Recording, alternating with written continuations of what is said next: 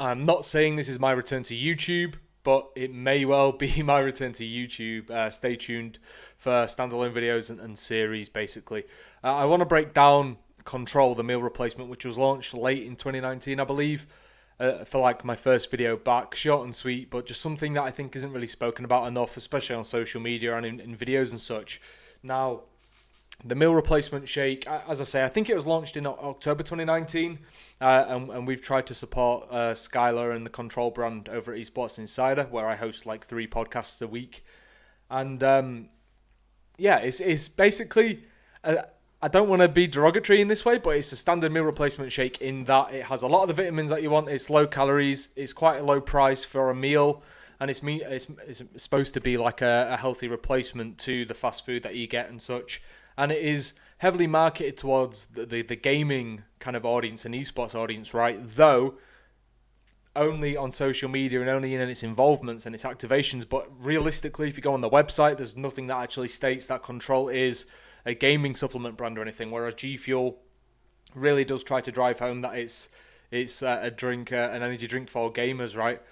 And I think it's genius because through like getting investments from, so making like COD pros, co-owners in the company, as well as just like affiliates and partners.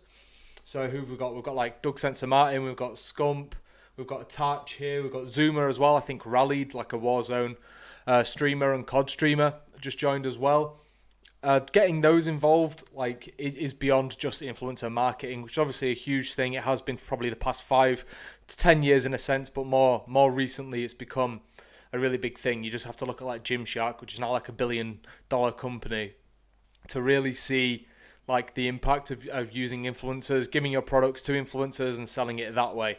But going one step further and getting actually influencers and pro players and personalities involved in the brand, through like an equity stake. I don't know how big the percentages they own. I can't imagine it's too big, but it is genius. It's not only saying, look, like we really like this product. It's saying, look, we liked this product enough to get involved. Like we wanted a piece of the pie. We wanted to own this. Like it's so good that we had to buy in. And I can't say for sure whether that's the exact thing. I think it's more just a really clever tactic. But Control, as I say, is not explicitly a gaming meal supplement or replacement by any means. But the way that Control has started out is it's gone to players and creators and personalities to really sell itself and capture the gaming market, which makes sense considering the backgrounds of Skyler and Sundance.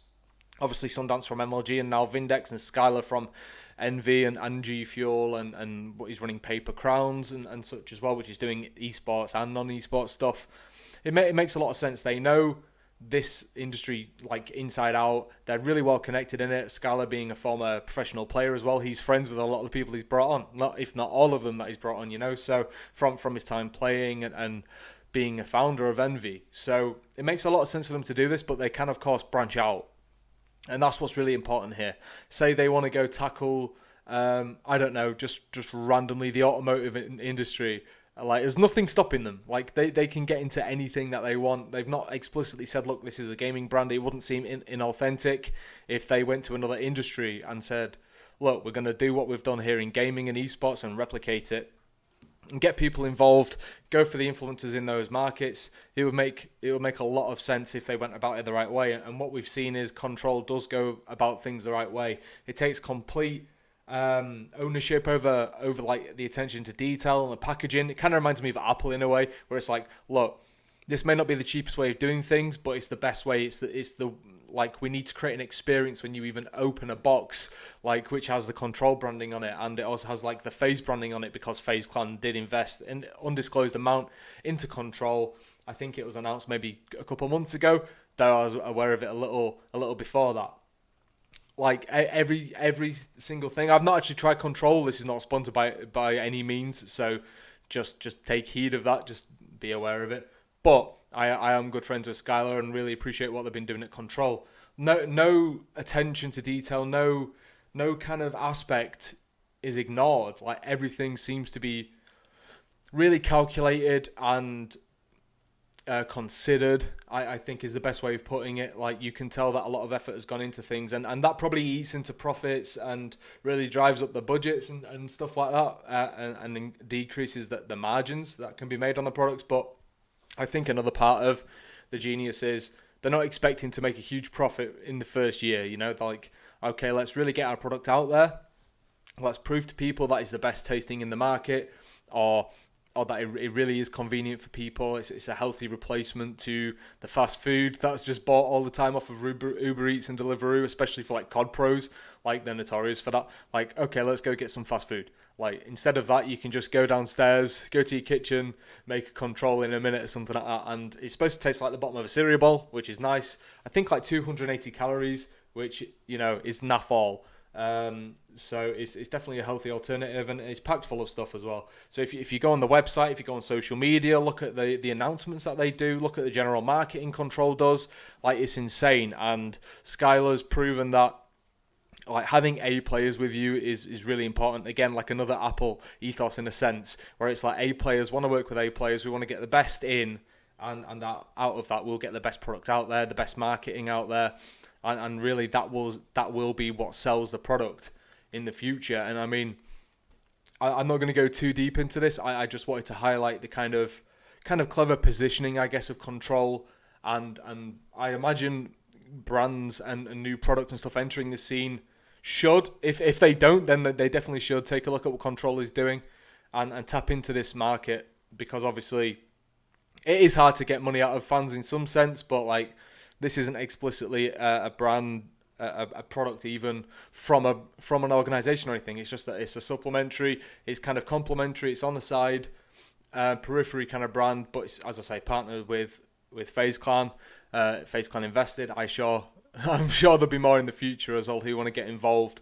And also quite clever, getting really involved with the COD community so they can actually branch out into another game if they wish, like CSGO, for example. Get Tarek involved. He's known for his content. Get some of the content creators over in CSGO involved, you know. Do the same for League. Like, there's so many more opportunities within esports alone for Control before it even has to consider branching out if it hasn't captured the kind of market share that it wants, because it has to compete with Huel and Soylent and such. I myself, full transparency, drink 2 Huels a day, and Skyler has not yet convinced me to go onto Control. I will one day, no doubt about it. I really do want to try it. I believe there are more flavours coming out soon and such. So really interesting stuff what Control is doing. As I say, because I'm on meal replacements anyway, it's probably more interesting to me, and the fact it's esports and there's a kind of businessy aspect to it, this seems just kind of like the perfect topic for me to speak on. So you can maybe expect more of these kind of themed videos in the future, standalone. And I do want to have some conversations with some people that you won't really find elsewhere. I feel with my connections and my approach to things, I can get some interesting conversations and provide access that is not found really anywhere else. So I aim to do that, but we'll wait and see. I don't want to overpromise by any means. I'm not going to tell you how often I plan to release videos or anything like that, but just keep an eye out. If you're into esports business, performance in esports, some wellness in there as well, and maybe some just general esports stuff, though I am almost strictly an esports business guy, then I'd recommend staying tuned to the channel. Follow me on Twitter to keep up to date with what's going on. Subscribe if you wish, and I'll see you on the next video. Skyler, Sundance, keep doing what you're doing. It's really interesting stuff, and as I say, I think it'll be replicated for years to come, to be honest with you. And I'll catch you all on the next video. Cheers.